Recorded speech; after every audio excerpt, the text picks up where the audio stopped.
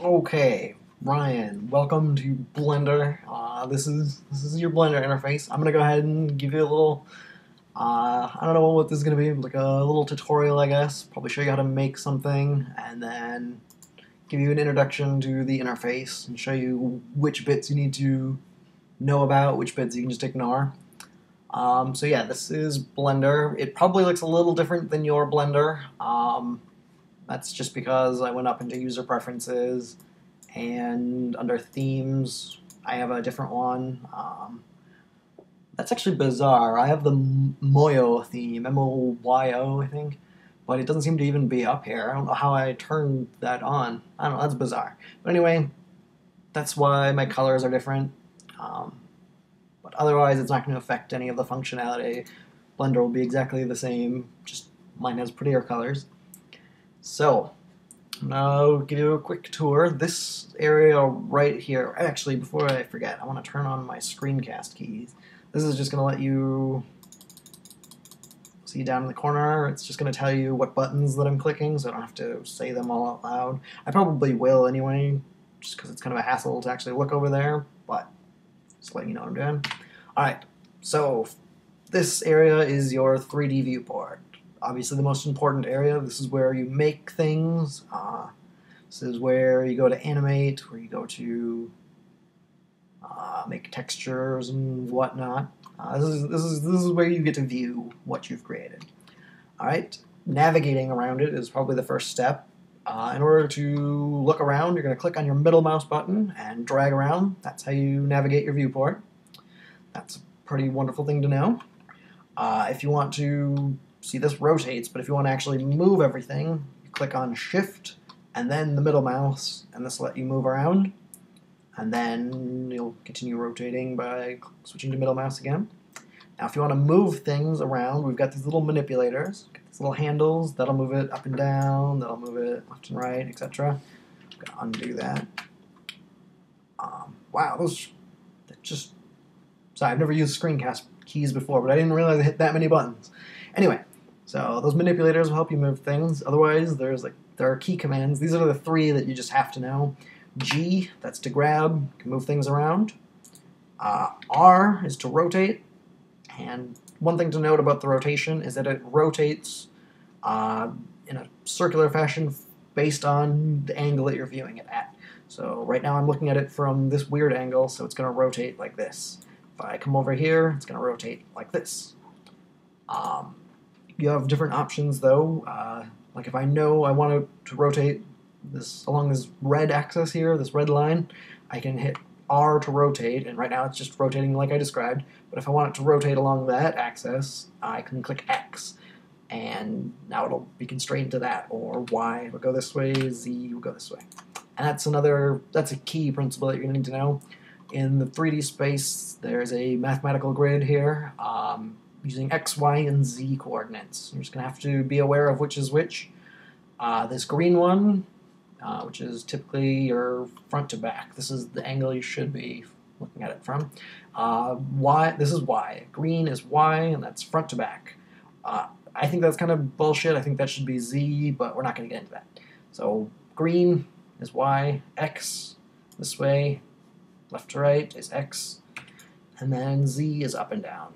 So if you want to rotate, R to rotate. Now I want it to rotate around the Z-axis, tap Z, there you go. So that's G for grab, move things around, R to rotate, and then the other one is scale. That's going to be S. Scales things up and down. And then just like with rotation, I can choose X and it'll just scale it along the X, or Y, Z. Those are your very basic controls. That's what you need to know. The other thing is, there's this little yellow dot right in the center that you mentioned on Facebook. That is your origin point. That is where your object was born. Like, say, I create a new object over here. It's born right there. And that relates to your 3D cursor, which is this guy if you left-click. That's your 3D cursor. And what he's for is like placing things. If I want to add a new cube, or let's say a monkey head, because Suzanne's wonderful and I should introduce you to Suzanne. I want her over here. can place my 3D cursor with the left mouse button, and then Shift A to create something. Otherwise, you can go down to Object, and there should be a Create menu somewhere. I don't know. I never use it that way. Oh, it's up here. Add Mesh Suzanne. That's how you create things. Your 3D cursor has other functionality. It's not really going to behoove me to get into it right now, but I guess I'll just show you. Say if I place my cursor here, I can switch the rotation mode to 3D cursor, and now if I rotate the monkey, she'll rotate around that point, which is super handy to know, but probably just going to get you confused right off the bat, so leave that at median point. That's your most useful rotation mechanism. Okay, so that's that. Let's bring that back. To delete things, that's a good thing to know. Delete button doesn't do it. Oh, actually, if you have a full keyboard, which you're probably going to need, not the backspace, but the forward delete, that will allow you to delete, although typically you're going to use the key command X. That's your delete menu. Okay, so that's your 3D viewport. This down here is your timeline. This is for animation. It represents time, so let's say I insert a keyframe. I'm not going to explain animation to you, so don't bother taking notes in this portion, but now if I scrub through the timeline to frame 80, and then I move this, put another keyframe, now as you scrub through, that's your animation. So that's what your timeline's for. I'm just going to grab a new scene, because that's the easiest way for me to clear out those right now, otherwise, I don't know, deleting keyframes is kind of a pain in the ass. Anyway, that's your timeline. This guy up here is your outliner. This just keeps an inventory of all the things in your scene, like your camera, your lamp, the world, etc. You're really not going to use this too much right at the beginning, but I guess that's good to know. If you've got a lot of shit in your... That's what it's for. If you have like a lot of shit in your scene and need to pick one really specific thing, you can come up here, and it's just a really easy way to find it. Although that does rely on renaming objects, which is kind of important. But again, I'm getting way ahead of myself. So right over here, this is your render panel. Let me just show you. If you click render in 3D, after you've made shit, in order to have your finished thing, you have to render it. So right now I just rendered it, and that's what it looks like, just as the standard, not too spectacular, but whatever. Once you've clicked on that, you can use escape to go back home. So I'm not going to get into too many of these settings. Like layers, you really don't need to know about that right now. There's some cool shit you can do with this, like Z-Pass is always a good one. But anyway, don't worry about layers, leave that closed. This is an important one, the resolution. When it renders out your image by clicking render, it's going to render at 1920 by 1080. That's just its standard default size, which I actually usually leave it at.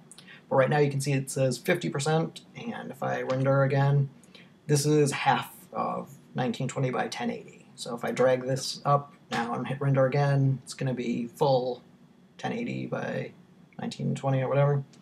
But it takes longer, so that's why it's at 50%. It's usually good to leave that lower until you're ready to make your final render. Okay, this other stuff we can probably ignore for now. Yeah, we're going to ignore that for now. These other little guys, this is your scene data panel. You can change your units. Right now, Blender uses Blender units. Each of these little grid squares is one Blender unit. You can change that to like metric or imperial or whatever. Probably don't bother with that. It's not very often that you're going to need something specific to the inch, so usually just leave it at Blender units. Yeah, most of this you can ignore as well. Scene, yeah, this is for more advanced rendering things, like ambient occlusion. That's just going to make your render look nicer. It does like a fake global illumination. These are terms that you just don't need to know yet. Blah, blah, blah. Yeah, you can ignore this panel for the most part. Except one thing that is handy is the world. I like to turn on like a blend sky, and then you can choose, I don't know, let's make it a little bit blue. Make this a sky, so that when you render the background, that's your background there. If you haven't made like a city or something to go in the background, it will just render with this. That's your world setting. But yeah, not super important yet. This is your object panel. This one you're not going to be using too much. I will usually only come in here like this cube. I'm going to show you how to make it into a hammer in a little bit. So I'm just going to go ahead and rename this hammer.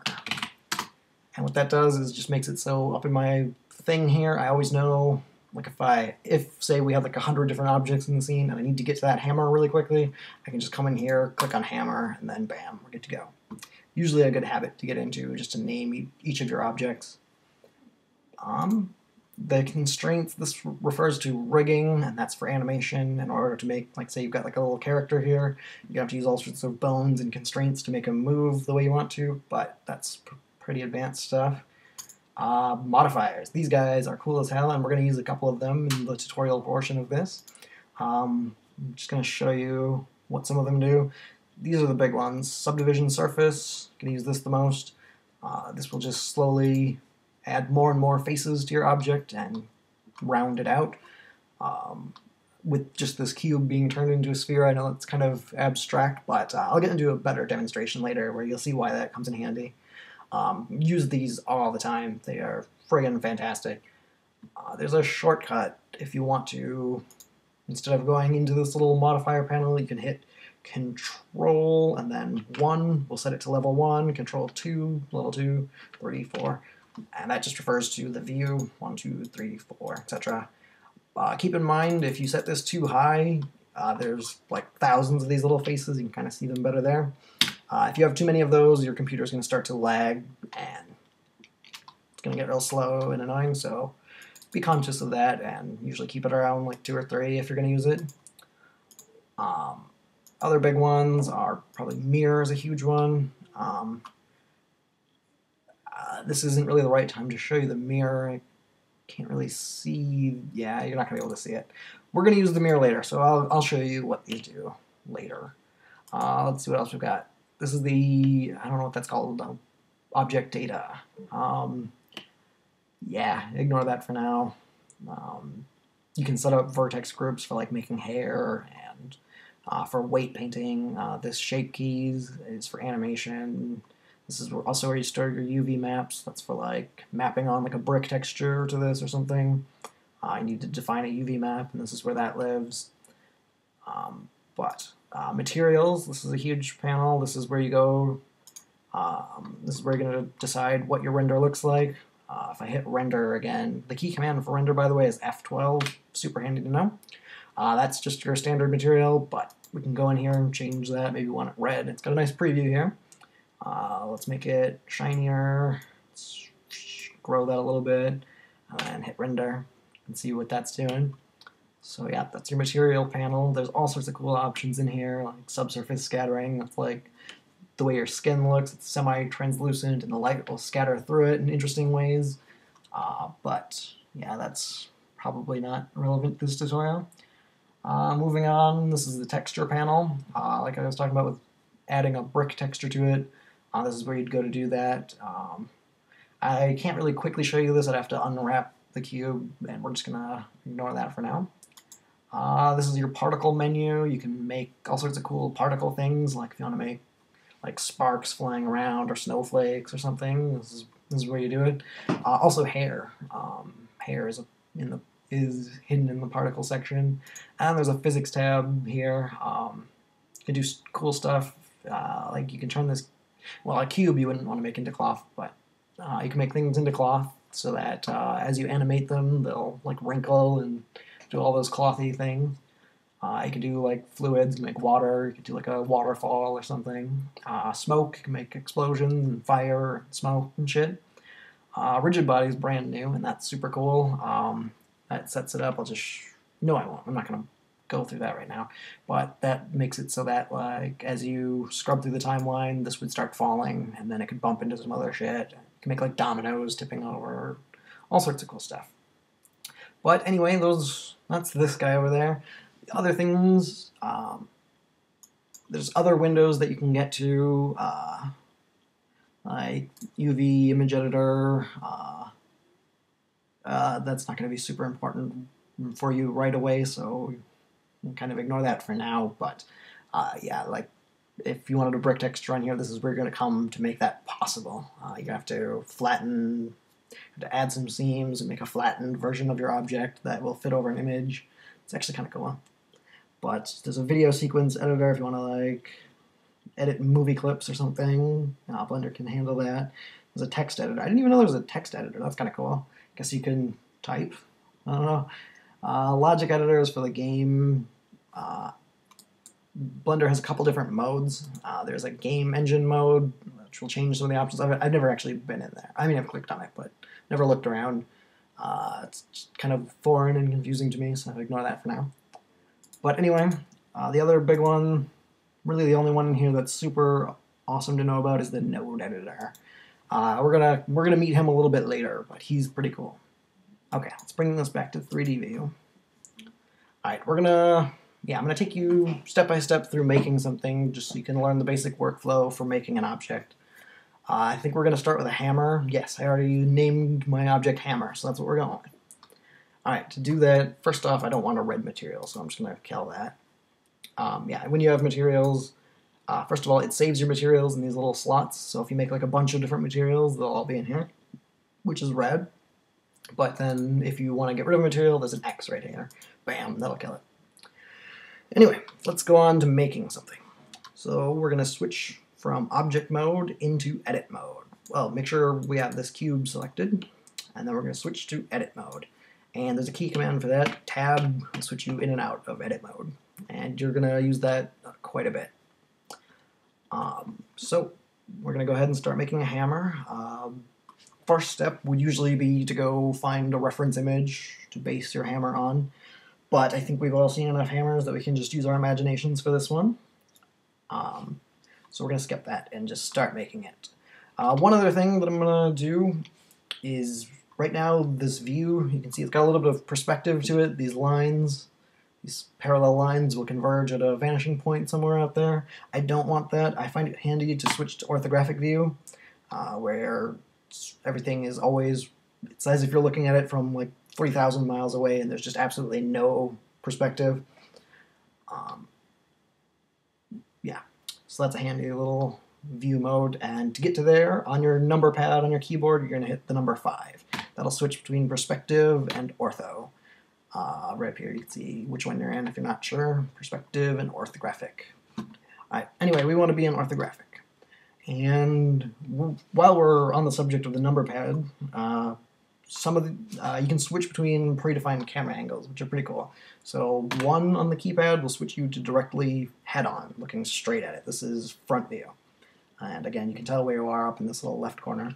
So 1 is front view, 3 is right view, and 7 is top view.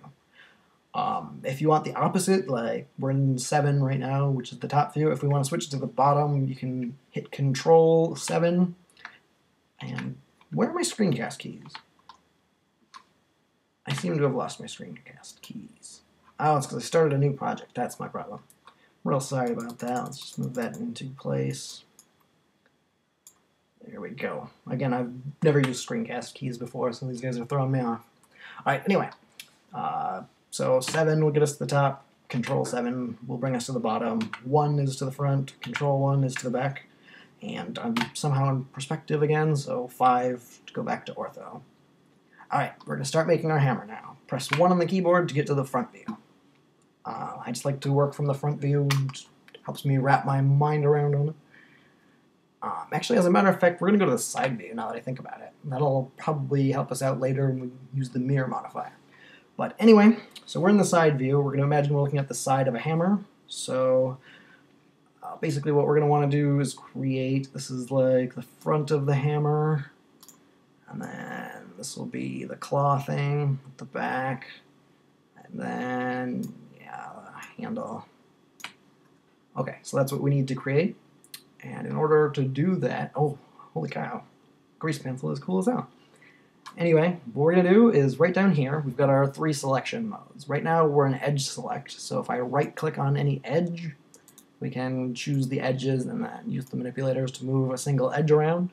Oh, handy thing to note is escape will totally cancel that out and leave it exactly where it was. So I find myself hitting escape constantly, even in other programs, like in Photoshop, if I'm in the middle of a brush stroke and I just want to kill it, I always tap escape, hoping that'll just kill it, like it totally should, and it doesn't. But anyway, in Blender it does. So prepare to be using escape key all the time. It will change your life. Anyway, that was edge mode. Then there's face mode, where you can click on a whole square, and then obviously it does the same thing. And then there's vertice mode, where you can click on an individual vertex, or vertice, I don't know what the correct term is. But there you go. We want to start off in face mode for our hammer. So I'm going to select this face, and we're going to work on that front bit of the hammer. So coming back, pressing 3 again, just to make sure we're lined up right. I'm going to press the E key on my keyboard, and that's going to extrude a whole new set of faces. And I'm going off my little grease pencil hammer there that I've drawn, kind of a crappy shape, so we're not going to stick directly to it. Oh, by the way, if you want to use your grease pencil, hold D on the keyboard, and then you can just draw. That's kind of useful. I forget how to erase. I think D and then right-click. Yeah, D and then right-click because you're an eraser. But anyway, so we've got this little extrusion. It's too tall, so we're going to scale it down a little bit. And right now that is scaling it. If we look at it, it's scaling it in all directions, which we actually do want. I mean, I'm not looking at a hammer in front of me. Maybe it wouldn't be scaled in all directions, but the hammer that I'm imagining, it is going to be scaled in all directions. So let's continue. E to extrude again. That's going to be that middle portion, then extrude again, and then scale up. And I think I'm going to move that back a little bit along Y. And extrude one more time to make the nail hitting part. I don't know. I don't know the technical terms for hammer pieces. I probably should have looked this up. So that didn't sound like an idiot. Whatever. Alright, now we've got a very rough hammer started, and we're going to want to continue on and make the claw portion. But we're going to have to make 2 little pointy things coming out of the back, and this is a handy time to use the mirror modifier, because what that's going to allow us to do is only make 1, and then that'll mirror it over so that it will do half the work for us, which is pretty rad. So in order to use this, first we're going to do Control R to make a loop cut, and I want it to go this direction, like that, and then I'm going to, right now you can slide it around after you've left-clicked. I'm going to hit right-click so that it stays dead center right there. It's very important. Now I'm going to come into the front view, 1 on my number pad, and I'm going to press Z to bring up wireframe view. This looks pretty cool. You can actually see straight through everything. I want to clear my grease pencil if that's getting in my way now. Let's just erase that. I think we can just delete it up here. Yeah, there we go. Okay, so Z to get in and out of wireframe view. And anyway, come back into the front view. And the reason we're using wireframe is because we want to select all of these vertices, and if we are in solid view and we try to select them, it's only going to select the ones that are directly facing us, like that guy got missed. Another thing, I just pressed A to deselect. A is the button that will automatically select everything, and then deselect everything, depending on whether things are selected or not. Anyway, back to it. 1 on the keyboard, Z, and now we're going to hit B to bring up box select. And then this brings up these little dotted lines here. We can just click and drag over the selection, or over the place that we want to select, so right here, and that is selected all of that business. And that's the stuff we want to delete. So X to delete, and we're going to choose vertices. We want to delete the vertices. So now if we hit Z, we can see what we are left with. This is our hammer. What we're going to do now is use the mirror modifier. I'm going to come up here to the little wrench, add modifier, and mirror. And you can see what that did there. That has created the other half of our hammer. So now, every time I work on this half, it automatically happens to the other side as well, which is awesome. So let's continue making our hammer. Let's switch back into face select mode. Now we're going to grab this guy, and we want to come over this way again, and we're going to extrude it out. That's going to be the claw portion. And let's see, how do we want to do this? Okay. I'm going to scale along the x-axis, so S then X, and I'm just going to make that a little skinnier at the back. So that's starting to be the right shape. And now I'm going to scale Z, SZ, to scale it like that. And that's starting to work for us. I think those kind of bend down a little bit. Now I'm going to make sure that I'm in my side view by pressing 3 so that when I click R to rotate, it's rotating directly in the direction I want. I think I want the claw to come off at that kind of an angle. Now we're going to add 2 loop cuts with Control R, and then I'm going to scroll up on my mouse wheel. So Control R makes 1 loop, and then we can scroll up to have as many as we want, but we want 2. And I'm going to left click just to confirm that. And now I'm going to scale along the Z axis just a little bit, and then I'm going to move it up like that. That's a pretty, I mean, it's not spectacular, but kind of gets the point across. It's definitely starting to look like a hammer. I mean, you could work on this all day and make it much nicer, but I'm just giving you a demo, so we're going to have a very simple hammer. I don't know why it always switches back to edge mode. For some reason, I don't know what I'm doing. I want it to stay in face mode. So anyway, we're just going to come back down to face mode. And now we need a handle for the hammer, so we're going to click on this guy, and E to extrude, drag that down a little bit. I'm going to zoom out. And that looks like a good length there. Okay, not sure why it happened, but we have an extra face on the inside, so that shouldn't exist. So I'm just going to select that, X, delete the face, and then Z to come back into solid view. And now we are ready to continue. Okay, so there's your basic shape of a hammer, and now we're going to use another modifier, the subdivision surface, and now you're going to see why making things smooth is awesome.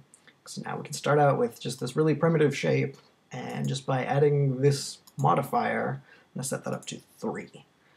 Now that becomes a much more complicated shape, and it really didn't take a whole lot of effort for us to make, so that is super handy.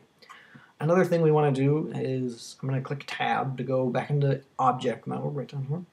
I just want to switch the shading from flat to smooth. And you can see that just makes it look a little nicer. Go back into edit mode and let's work on this hammer some more. First thing is that that subdivision surface has added kind of this weird floaty area back here. So to clean that up, we're going to add another edge loop, Control R, and I'm just going to drag that up a little bit. Right there, looks good.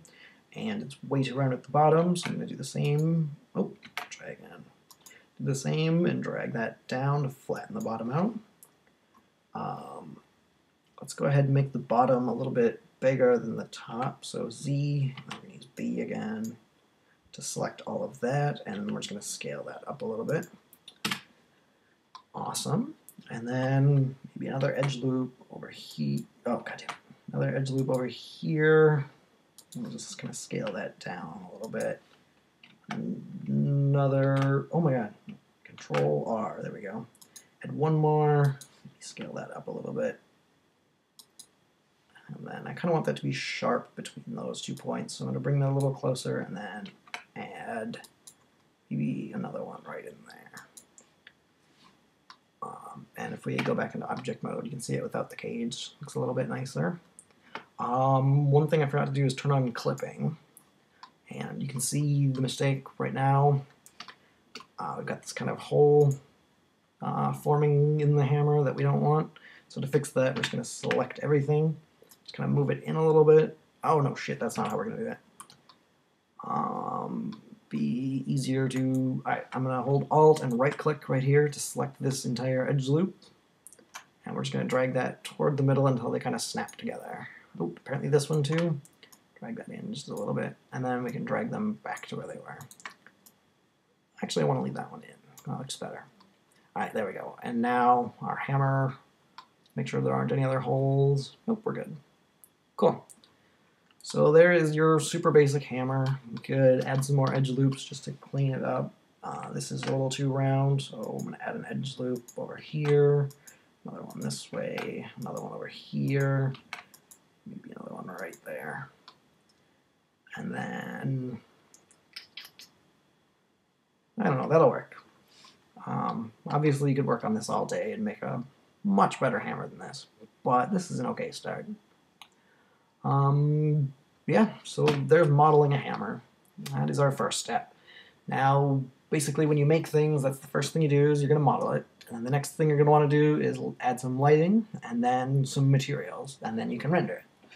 So far we've modeled it, and I think this hammer is kind of enormous. I think one Blender unit is like a yard, so this is like a skyscraper right now. So I'm just going to hit S and scale the shit out of that, so it's nice and tiny. That doesn't really make any difference. I just like to, you know, not make things that are enormous. Okay, and now I'm going to press 0 on the number pad, and that's going to put us into the camera view. And the camera, I'm going to select the camera so that we can move it around. G to select the camera, now we can move it around. And here's a handy little trick. I want to move towards the hammer, so if I middle click and then move up and down, lets you zoom in and out. So here's the process. You're going to go into your camera view, make sure your camera is selected. We're just going to click G and then center it up on the hammer, then left click to confirm. Now we're going to hit G again and then click the middle mouse button and move it up so we can zoom in. Hope that was easy enough to understand because that's a handy little trick to know. And I'm just going to frame that up. That should be fine. Okay, now we want to start adding some lighting so that we can render it. If I just render it now, we've already got a sky and some light, and it looks okay, but we can do better.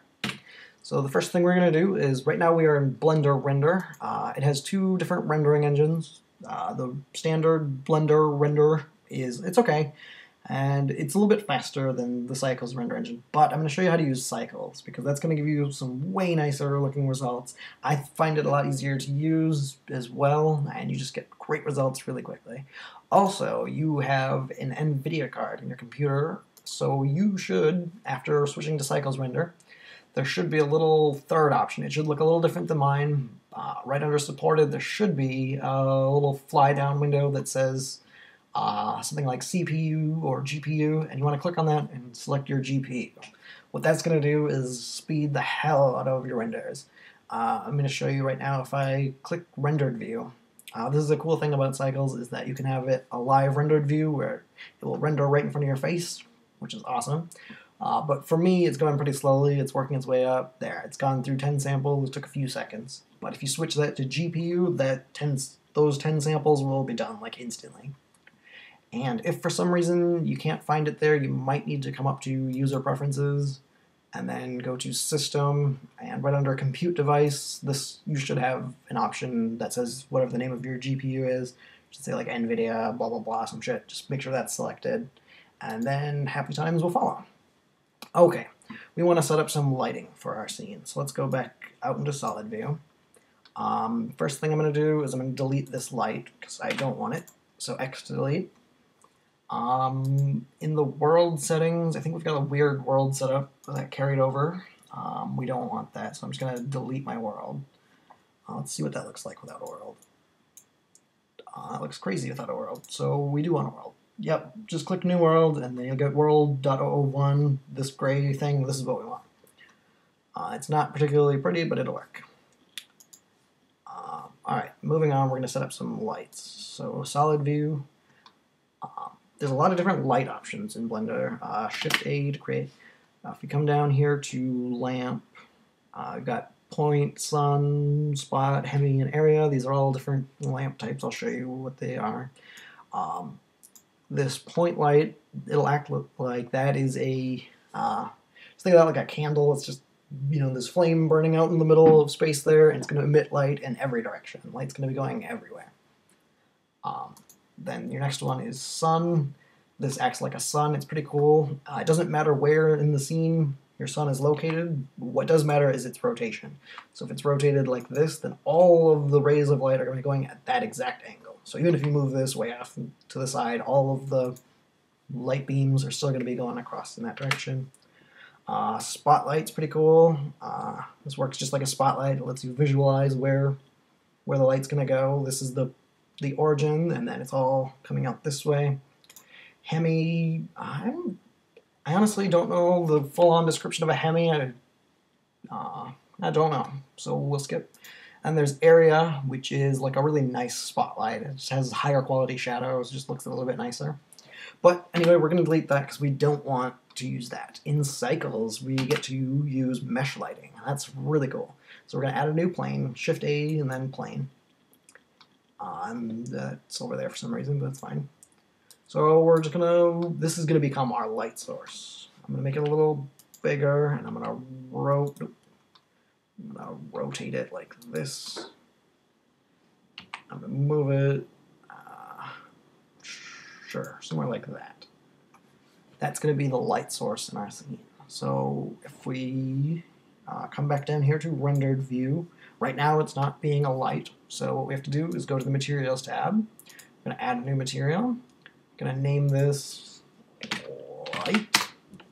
Actually, we're gonna have two lights, so let's call that the key light. That is our main light in our scene. So we're gonna set that to be emission. That makes it a light. And let's set the strength to 4, no, maybe 6. Yeah, 6 is fine. Awesome. Now I'm going to come over to a sort of top-down view, and I'm going to hit Shift-D to duplicate that light, and I'm just going to move it over here, rotate it a little bit so it's pointing at, oh, I accidentally hid my light, that was a mistake. I'm just going to point it at the hammer. Oh, that brings up a good point. If you have a bunch of shit in your scene and it's kind of getting in your way, you can press the H key to hide it, and then Alt-H to bring it back. If you hit render, it'll still be there, and it'll show up in your scene. It's just in the viewport. Sometimes things get in your way, so you want to hide them. But anyway, so we've got this. This is going to be the fill light, so I'm going to delete it, add a new material. Nope. Right down here. Emission. I'm going to call this fill light. Set that to like 3. And I'll make it a little bit blue. And while I'm thinking about it, let's make this one a little bit yellow. That's just a good rule of thumb. I don't know why, but for some reason, when you have an obviously warm light source, like slightly yellow, and then obviously lighter one, like a blue, that just makes everything look better. So keep that one in mind. And this one's rotated kind of funny, so I'm just going to point that more at the hammer. Cool. Now when we go into rendered view, you can see, bam, there is our hammer. And see, doesn't that look nice with the yellow side and the blue side thing? Looks cool. Alright, so now we're going to make some materials for the hammer, and we're going to set that up, and I'll show you how to render it, and then we will call this tutorial done. Okay? So the first thing we're going to do is select the hammer, and we're going to create a new material. This is going to be called handle plastic. This is really hard to talk and type at the same time. I don't know if you've ever tried that, but that is a nightmare. So there we go. And then I'm going to add this plus sign, and that's going to allow me to add a second material to the same object. Each object that you have in your scene, like if I click on this light, it's got its own material up here. So does this one, and then this one. Now you can add several, you can add as many materials as you want to an object, but this new material, let's call it metal. Bam, that's going to be the metal portion of the hammer. Okay, so we're going to need to split our viewport. You just click on these little angled line things and drag, and that'll split your viewport. We're going to, I want this top one to be set to rendered view, and this bottom one, I'm going to come over here to the node editor. Told you we'd be visiting Mr. Node Editor. He is wonderful, and you're going to need to get to know him. This is where you come in to set up all of your materials. Okay, so let's click on handle plastic, because that's the material we want to make first. Right now it's set to be a diffuse BSDF. I do not know what BSDF means. Bounce, scattered, I have no idea. It stands for something. But that is neither here nor there. First thing we want to do is handles of hammers, and as far as I know, are black. Oh my god. So we're going to click on that, and if you move too fast, you're going to lose that window, so be careful. Just aim carefully on that. And we're going to drag this down, make this real dark. If we go too far, it won't reflect any light, so going to make it like a real dark color like that. That's close enough to black for me. But we also want it to be slightly shiny. So this diffused material isn't going to have any reflective ness at all. I mean, obviously it's reflecting light in some sense, that's why you can see the shading, but not in reflections in the sense that you would ordinarily think of them.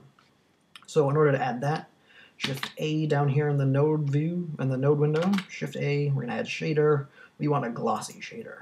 This one, if I switch that in, is super shiny and reflective and awesome. One thing to note over here, you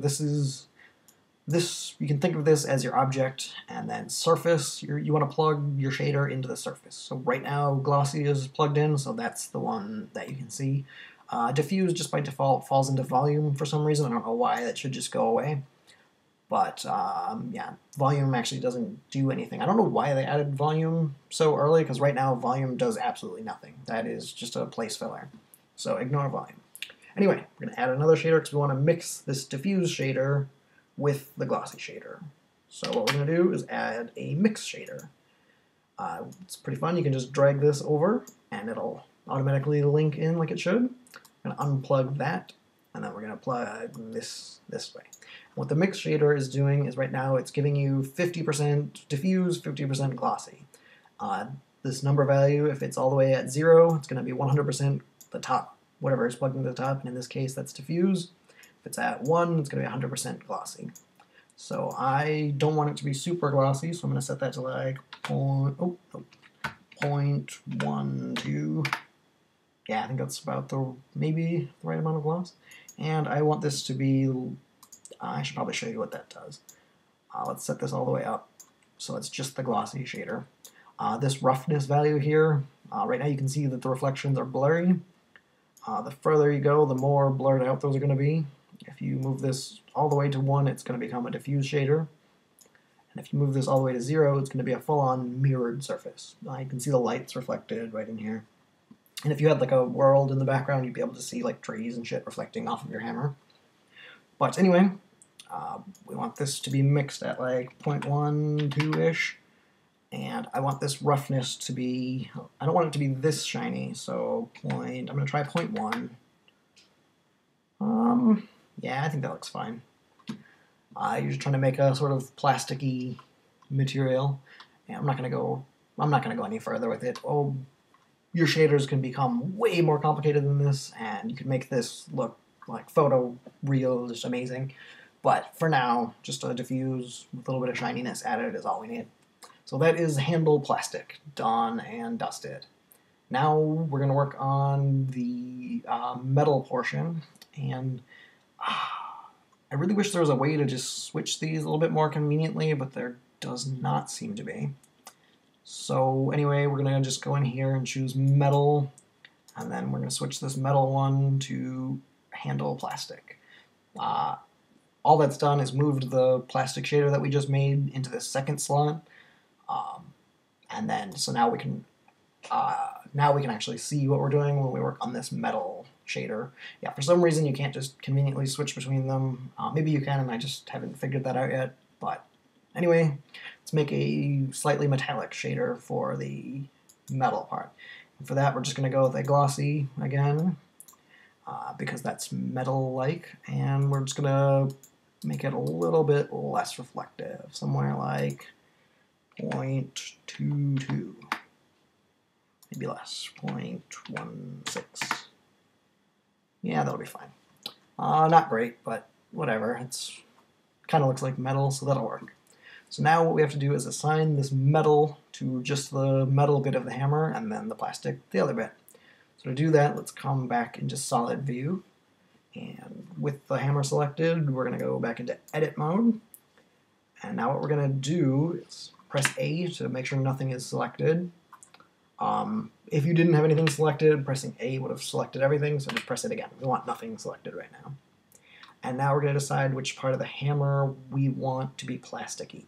So to do that, we're going to go into wireframe view so that we don't have to orbit around and make a very difficult selection. And now we're going to press B to get our box select, and I want to just select that whole handle portion. Perfect, like that.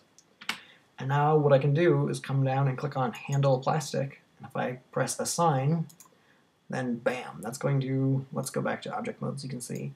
What that's done is that has assigned the plastic material down there to the correct area. Although it seems to be stretching beyond, kind of wanted it to stop down there, so let's see what we can do about that. Go back into edit mode, and let's see what happens if we, I'm going to press Shift Alt, and then I'm going to right click on this first line to deselect that. No, that's leaving these little edges. Alright, so then Shift right click on each of those edges just to deselect those. Yeah, so we're going to refine the selection like that. Press Assign. Oh shit, okay, that didn't work out the way we wanted. So, alright, deselect. This is what we're going to do. Alright, click on the handle plastic, press Select. And now what we're going to do is we're going to invert the selection so that it's the top bit of the hammer that's selected. That's how we're going to take care of this. Select inverse. That will select the rest of it, and what we're going to do is just add, we're going to press Shift and then right click on that line. If we come around this line as well, now if we press Metal and Assign, hopefully that will have taken care of it. Back to object mode, switch to rendered view, and no, that has not done it. Well, shit. I don't know, I could sit here and fuck with that, but I don't know. I'm not entirely sure why that didn't do what we wanted it to do, but we'll just call that good enough for this tutorial. So the last step is to render it out. I'm going to press 0 to go to rendered view, make sure we like what's in the viewport, and alright, that looks fine. You can move the camera around, you know, frame this up better, work on the lighting, the materials. I really wish I knew why that material is edging over. That has something to do with the subsurf modifier, but I don't know. Really not super important. We can just pretend this is that in order to build that handle they dipped it into some plastic and it's just some extra runoff coming up at the top. That's how we're going to justify that. Okay, the last step here is to render it. We're going to drag this up to 100% so we can have our full-sized image. Or you can make it even bigger, you can do whatever you want. You can set a custom number there, you just have to click on it and type whatever you want. I think there's presets, but I don't use those ever. Next thing is we're going to come down to sampling, and so right here in this live view it's doing 10 samples, and it's still pretty grainy and shitty, but that's good. You don't want it to do too many samples in your preview, otherwise it's just going to bog your computer down, so I leave the preview at 10, but we're going to set the render to be something higher. Let's do 150 samples. Hopefully that should be enough to clear the image out and make it look a little bit nicer. So that's where you go to change that. If it is still too grainy for your liking, you can just bump up the samples even further. And then that should do it. We're just going to click on render now. And we're going to let that do its thing. Yeah, you can just let that render. I'm going to cancel my render here. You can go ahead and let yours finish. I'm just going to cancel it because we don't need to sit through some rendering. But then the very last step, once you've rendered that, is to save your image. You just come down to Image, Save Image. No? Oh, Save As Image. That was my mistake. Save As Image, and then you can just tell it where to go. I usually just tell it Desktop, and then give it a name. Well, I'll just leave it untitled, and then click Save As Image. Bam! Now if we hide Blender, there is our hammer. Ready to go. And that is it. That is how you use Blender in a nutshell there. Hopefully I've explained this well enough that you'll have like a good idea how to start using this. Let me know if there's anything terribly explained in this or if I've left anything out. But yeah, that about covers it. So good luck. Have fun.